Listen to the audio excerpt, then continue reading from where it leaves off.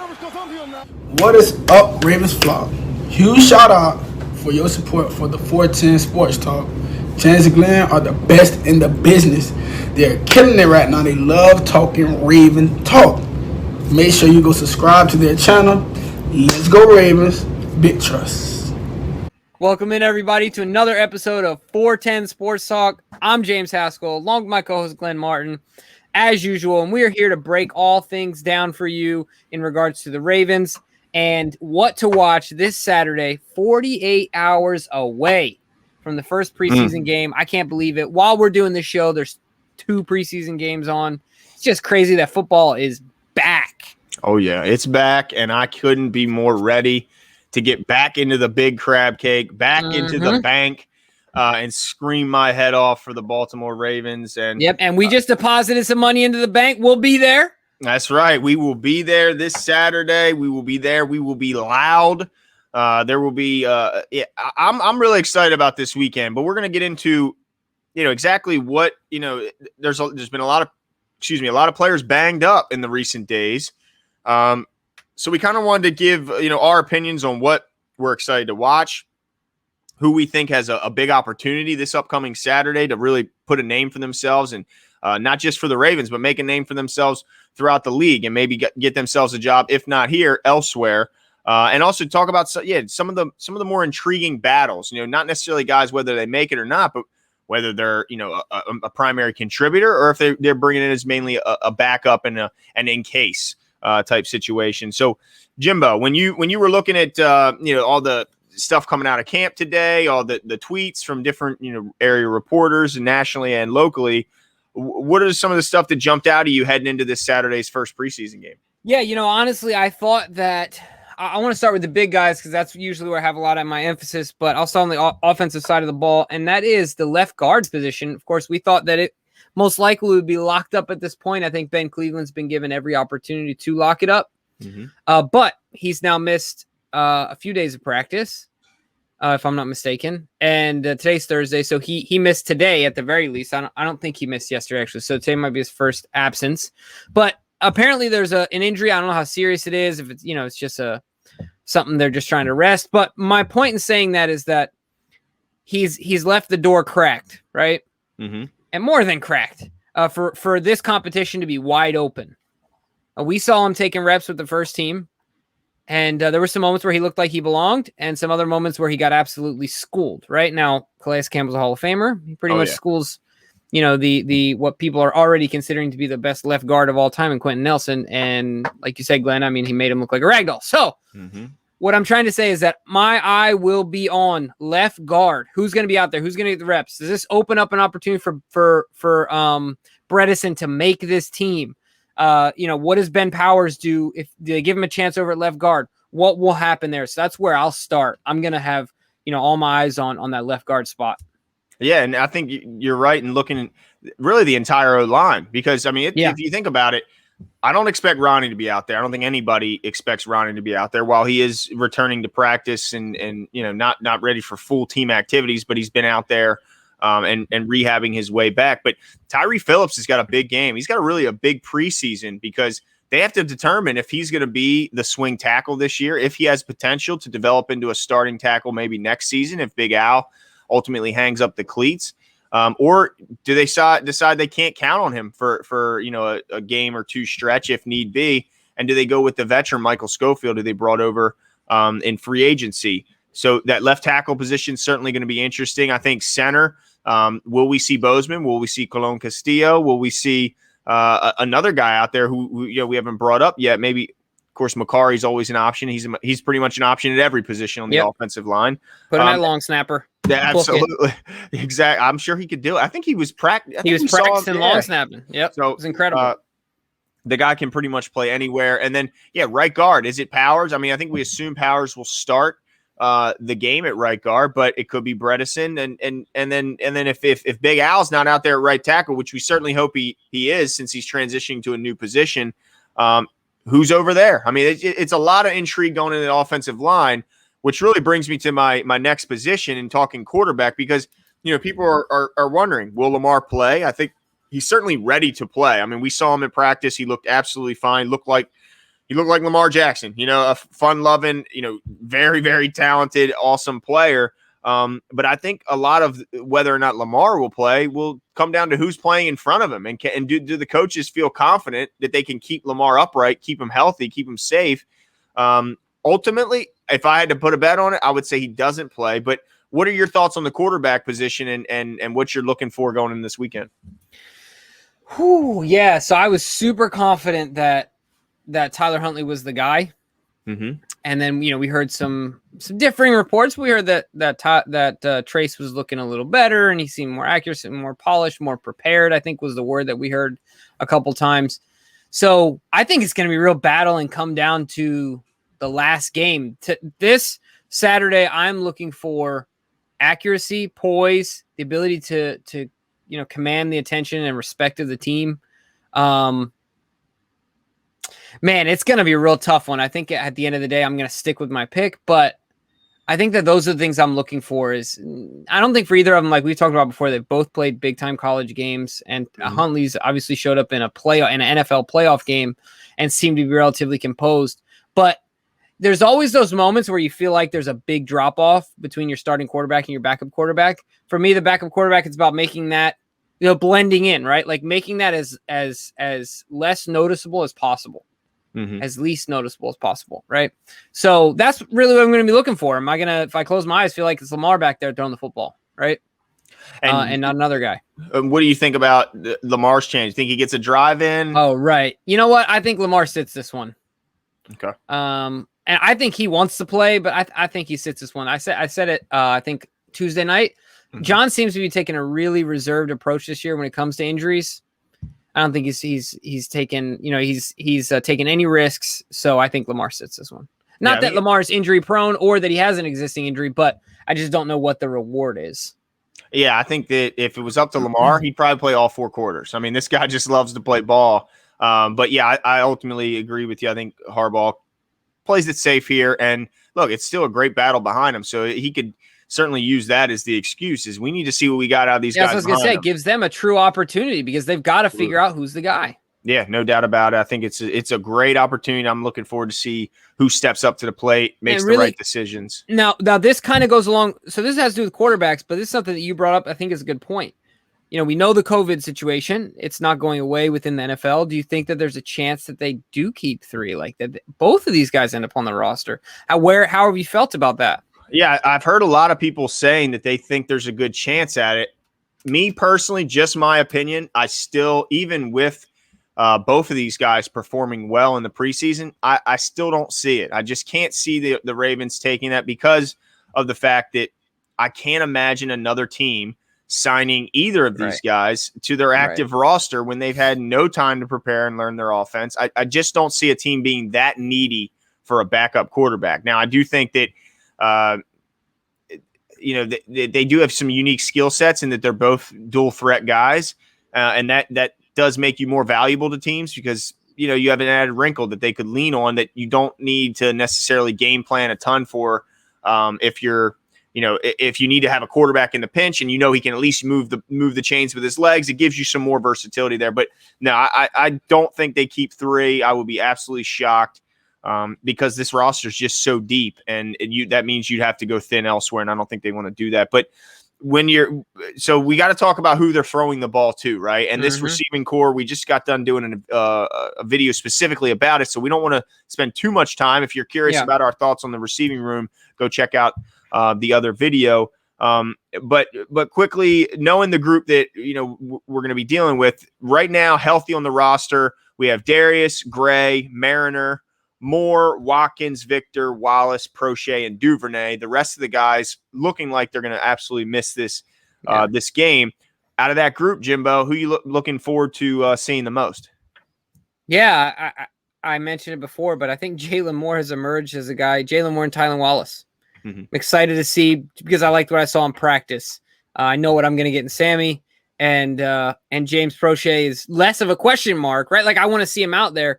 But I know that he's been doing really well in practice where these guys, I put them more in the wild card category, dark horse type category. And so I'm excited and intrigued by them. Yeah, I think like you, I'm really pumped to see James Prochet. He's been the star of camp. No doubt about it. Him and Watkins really been fighting back and forth to see who is in fact, the star throughout. And Prochet's first in, last to leave. So I love the approach he's taken. Duvernay, also excited for him to get some more opportunity. But as far as the dark horse, to me, it's Victor. It's Benjamin Victor, because of the 6'4" frame that he brings. I want to see him get an opportunity to go up and get a 50-50 ball. I'd love to see a fade in the red zone if the Ravens find themselves in that position. I want to see, can he take advantage of his frame, or is this just another big guy who plays smaller like we've seen recently here in Baltimore? So yeah, does he not a high point a ball naturally? Can he go up and snatch the ball away? Because look, it's 6'5" or 6'4". I'm sorry. There's not a whole lot of corners that are going to be able to jump with this guy. So can he high point the ball? Can he take it away from the defender? That's what I'm excited about. But again, if you want to see more about the receiving core, we break it down much more thoroughly in the other video we just posted. So, but moving on from that position, Jimbo, if you're talking defense, what position, where are we starting? What's getting you most excited? All right. So the way you asked the question, what's getting me most excited? I guess what's getting me most nervous is about everyone talking about me eating this microphone cover. And so, yeah, I'm excited though to see the pass rush as a unit, to see what they can do. I know that you mentioned that on the outset. And so, you really got me thinking, like, man, it's going to be fun if this kid flashes. While I'll be nervous, it's going to be exciting. At the end of the day, I mean, I if he gets double-digit sacks, look, I'll do the deed, right? Like, I'll just do it. But I want to see him out there. I'm also excited for Dalen Hayes. I think he's going to get a lot of reps. I think he might end up being the surprise of this draft. So defensively, I'm excited to see the pass rush. Excited to see him put it together. I don't think Justin Houston will be out there. Right. But I mean, really, any of the Monstars. I don't think, because they're all over 30 at this point. I don't know how many of those guys are going to be out there.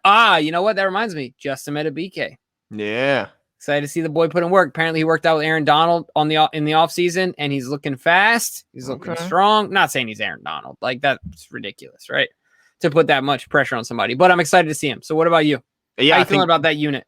I think that those are really, that's the guys I want to see the most. I saw Big Alejandro Villanueva do a presser, and they asked him about those guys specifically, being Dalen Hayes and Odafe Owe. And he said, when he talked about Dalen Hayes, he said, look, he's got an extremely high motor. The play is never over for him.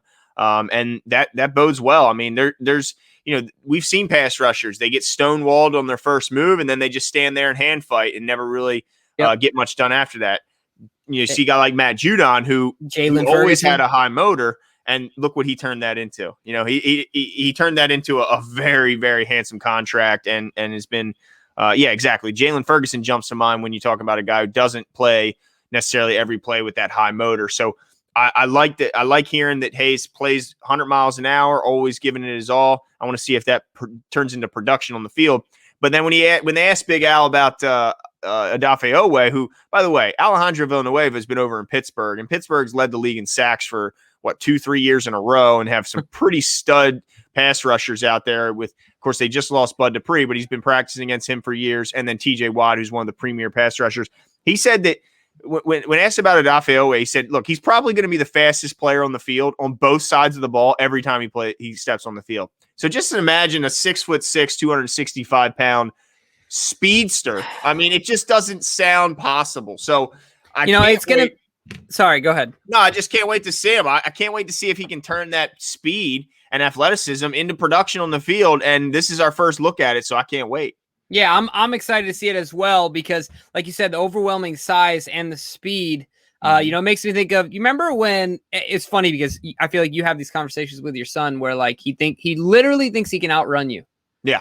Right? Like, he doesn't realize, he doesn't realize that you're an adult man, and he's a child that is 7. Right? So, like, I remember being a kid, I was back talking the whole time, pulled up in the driveway. I took off, and my mom said, "Don't run away, don't run away." And I took off down the street, and I thought, man, I'm booking. There's no way they're catching me, right? Because I wanted to go play, but I wasn't allowed. It was already too late. I had to go in, to do the whole bedtime routine, right? So anyway, all of a sudden I hear foo, foo, foo, foo, and I get picked up, and my little legs are still moving in the air. And my dad picks me up. I wasn't even like through my yard yet, right? I wasn't even to the fence. If you know where my yard is. And anyway, and I was shocked. I'm like, how did this guy catch me? I was moving. Like, I'm excited to see some of these running backs. Just watch the gap close like that. Yeah, just run guys down. Yeah, because they see this big guy, and they're like, there's no way this fool's catching me, right? And he just beats him to the sideline. Then what? Mm-hmm. Right? Yep. I'm excited for it, man. I can't wait. What other position groups come to your mind defensively? Yeah, so the next big one is cornerback. I mean, they got a lot of good players at this cornerback position. It's super deep. And the thing that's interesting with the Ravens is they've shown that they'll keep 5 corners, they'll keep 7 corners. I mean, they'll keep 9 DBs overall. They'll keep 12 DBs overall. It's one of the positions where they have the most flexibility, and there's the biggest chance for kind of a shocker cut but that of course is down the line. But there's a lot of guys competing for not a lot of spots and a lot of good players, and ultimately, no matter how it all plays out, the Ravens are going to have to cut a good cornerback. They're just going to have to, because there's too many to make this team.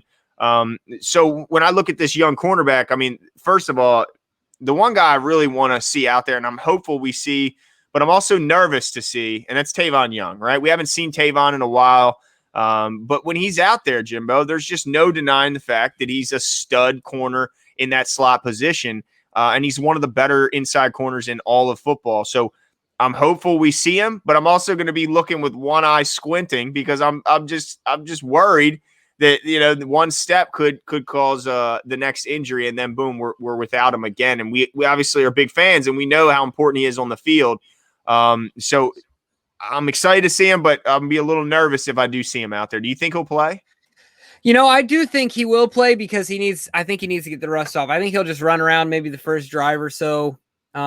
Because it's interesting, because there was an observation made that he's been, grabbing at his knee at the end of plays has kind of become habitual. So I looked for that when we were there. Mm-hmm. I didn't see it too much. But you know what I did see? Dude looks like he's in shape. Mm-hmm. I mean, he has not been missing weight room days. It's crazy how much bigger he is than when he became a Raven. But yeah, I think just to run around, you know what I mean? Breathe, tackle someone, feel the grass, play what he's been playing his whole life, and just feel comfortable again. Hopefully it'll get him thinking about the injuries less. Mm-hmm. So I do think we'll see him. It's exciting as well. I can't say that I won't be a little every time, right? He makes a tackle. Especially if there's contact, yeah. Yeah, something like that. But you want to see him get over that hump too, right? No doubt about it. He's got to get out there and get his feet under him. Yep. But I tell you what, man, for anyone who thought Anthony Averett was getting cut, I agree with you. We got to let one good corner go. Yep. But it is not Anthony Averett. It's just not gonna be. He flashed a couple times when we were there. He's playing fast. He's playing physical. He's playing confident. He talked about that confidence in his presser, I think, yesterday. Definitely not him. No, I agree. He's not going anywhere. He's been playing well. I want to see, and I'm sure we're going to see a good amount of him, because I'm not sure how much we see of Marlon and Marcus. Really, talk about studs in camp. I mean, has there been a better player in all of camp than Marlon Humphrey? I mean, yeah. The guy is an absolute stud, and yeah. So while I wouldn't mind seeing Marlon out there, just because I'm a fan, I would be surprised to see him or Marcus out there, because they don't really need a ton of work at this point. They're both all-pro players. Jimmy Smith has been banged up. I don't think we'll see him. He's been hurt and dealing with a low ankle sprain, I believe is the way they put it. But I want to talk about 2 guys in particular. One that's got me excited, and one that's got me. I don't know if nervous is the right word, but Shaun Wade, the corner out of Ohio State, the draft pick, has been getting absolutely horrible reviews thus far out of camp. So this is a big game for him, because I think that, there's no reason why we shouldn't expect to see a ton of Shaun Wade, right? Because he needs to do something to impress these coaches and earn the trust of the coaches and teammates, because everything we've heard from the multiple media members that we spoke to, he's been horrible all camp. And when we were there, Jalen Moore took him to absolute school, put him in a blender. And I think he dropped him. Did he not drop him? Dropped him. He dropped him, and then Shaun Wade was trying to recover, and then he dropped him and mossed him in the same play. Yeah. It was just. That's not good. So Sean's got to do some stuff to get him. Because look, they don't cut draft picks the same year they draft him. They just don't. But we could see the old famous IR stash, and Wade have an injury that leads to him being ultimately stashed away till next year. I tell you what, the media members pulled no punches. No, they were 2 people they pulled no punches on. That was Miles Boykin and Shaun Wade. Yeah, nobody was even optimistic really about either. Yeah. But one guy everyone is seemingly optimistic about is Chris Westry, the big 6'4" corner out of Kentucky. I mean, first of all, you can't miss the guy because you don't see many 6'4" players in the secondary, and certainly not the cornerback position. You might see a couple at safety, but not at corner. This is a throwback type of player, an old school type of player. And when they asked John Harbaugh about him, he said, "Look, he's flashing. He's making plays. He just has to get, he has to get more consistent with his technique and make sure every play is played at that flawless technique." But I mean, everything I'm hearing, Jimbo, he's a pass breakup waiting to happen. He's keeping his feet under him. He's not, what you typically expect from a 6'4" guy is a guy who is more of a long strider and gets kind of burnt on the short area. Quicker guys, but it hasn't been the case thus far in camp. And I tell you what, you got a 6'4" guy. Good luck throwing a jump ball to him. And also, if he gets his hands on you with them length, it's going to be hard to get away from him. Yeah, exactly. I noticed a couple times where guys tried some moves where they're breaking to the inside, and he's already got his mitts on you. As long as he can keep them on you, then even if you're moving, not to the point where it's a pass interference, but he can stay within range. He can get a play on that football because in most of these cases where it's a shorter guy, he's got longer arms, he's got longer reach. He can get to the football first. He's interesting because he has some interesting upside, interesting body for that position, body type, and interesting skill set as a player. So that will be fun to watch. I didn't think about that one off the top of my head, so that's a good one. Now let's move back to safeties real quick, because I was pleasantly surprised by Brandon Stevens at camp. It looked like he knew what he was doing. Looked like he'd been playing safety for a while. And so I'm excited to see both him and our guy, our Darius Washington. Mm-hmm. What's your perspective now on those two going into Saturday in comparison to before us going to camp? Yeah, I think Brandon Stevens, like you mentioned, he impressed me. I mean, the guy, I love the physicality he was playing with, sticking his nose in there, not afraid of mixing it up with, in the trenches a little bit. Saw him playing a ton of safety, playing over the tight end, and really impressive. I mean, this does not look like a guy who's brand new to defense. I mean, this is a running back 3 years ago, or was it 2 years ago? He only played 1 year at corner. I mean, that's absolutely impressive. The kid is shown that the leap isn't too big, at least thus far. Now, this is the first ultimate test. I mean, he's got to go out there and show he can do it against under the bright lights against another team. And I think he's going to show up, man. I'm excited about Brandon Stevens. I'm starting to get a little more confident because remember, Jimbo, we didn't even know who this guy was when he was drafted. We had no idea, completely off the radar, and most scouting services didn't even have a report written up for him. So the Ravens certainly jumped out there, must have loved something they've seen from him to take him that high in a draft, which most expect him to go undrafted. And we know the Ravens' history of drafting is so good. I mean, it's really the best in the league. You got to give him the benefit of the doubt. And I think that they showed that this is another, Eric DeCosta and them talk about how hard it is to find that diamond in the rough with technology nowadays. Everyone has access to everyone. So It's hard to find those guys. I think they might have found one in Brandon Stevens, but this is the first step to him proving those guys in the front office right. And saying, look, this is why these guys took me. I might not have been on your draft board over there, but I was on this draft board, and I'm going to show you why I was. So I'm really, really excited about Brandon Stevens, and I'm excited about our Darius as well. I mean, when we had the guy on, I'm blanking on his name, that covers the Horned Frogs at TCU, former safety under the same coach, raved about our Darius, said he made just as many plays as Trayvon Merrick, that was drafted, second round or something like that? So I'm excited about him, and I think the Ravens would like to get back to that trend of having an undrafted guy. But I will say this, Jimbo, and I think you remember some of the media guys said they just don't see how he makes the team because it's just a numbers game. Yeah, I agree with you on both fronts. Both guys excited to see Brandon Stevens. And part of the reason why I was hedging my bet, hedging my bet with Ardarius, because I thought he was going to be a more polished safety than Brandon. Now he still very well might be. Most likely he is, but I didn't.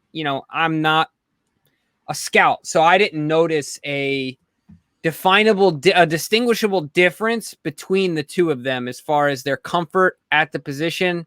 And their ability to keep up with the speed of practice and knowing where to be at the right time. Now, Brandon did get beat over the top once. He was late, it looked like to me, at least in my estimation. But yeah, I'm a little nervous for Ardarius. I really wanted to make this team.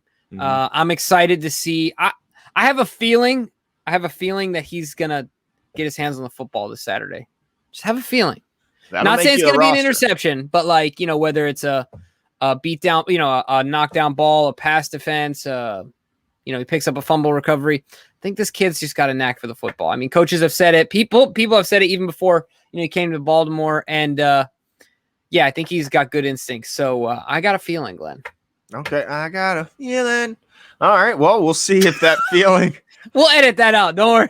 Oh, no, that's staying. Oh, that's staying. That's getting a sub or two with that one. Oh, jeez. But yeah, I mean, so there's a bunch of positions of intrigue going in this season, going into this upcoming game, I should say, but also the season. But the last one I want to highlight, and unless you have another one, I want to see what they do with Big Bench Mason. I want to see, because Pat Ricard is right now dealing with a tiny little injury, so I don't know if he'll play this weekend. Look, he's a Pro Bowler. Guy's been in the league now. This is, I think, his 5th year. I don't think he needs a ton of work. He's very familiar with the offense, and he looks great out there. So I think that we're going to see a lot of Ben Mason. I want to see how they use him. Obviously, they're going to, maybe hide some of their cards or something like that. Maybe not show everything they're going to do. But I want to see, is he at tight end more often than fullback, or is he the primary fullback during the game? I just want to see, and also, can he hold up? Like, if he's in there at fullback and he has to take on one of the bigger guys in the front seven, does he hold up? Does he live up to that kind of the billing that he can move guys bigger than him? And that's what the whole scouting report was. He just moves guys bigger than him because he gets better leverage and he's just a strong guy. So I want to see what he does, and if this gives me any inclination on whether or not they'll carry him on the active roster or stash him on the IR. Yeah, that's a great one as well. It's going to be really interesting. That tight end, that third tight end position, Josh Oliver is another one that I'm excited to see out there as well. And hopefully he can. I don't think Mark Andrews plays. If he does, I don't think it's very much. So I think that Josh Oliver is going to get a lot of opportunities to make this team. And so far, I think he's been living up to the opportunity, right? Taking advantage of it. So, I'm excited to see that one as well. But let us know what you guys think, unless I forgot one. But let us know what you guys think. Leave all your comments below. Give us your thoughts on who you're going to be looking out for. We'll be there. We'll be posting on Instagram, posting on Twitter during the game. If you see us, come up to us. We'd love to chat, take a picture, something like that. Yeah, absolutely. We'd love to get to know you guys, like Glenn said, and it's great to be a part of the Ravens community. So don't be shy. Come up and say what's up, and we'll chat about our Ravens. But leave your comments below, and we'll talk to you guys soon.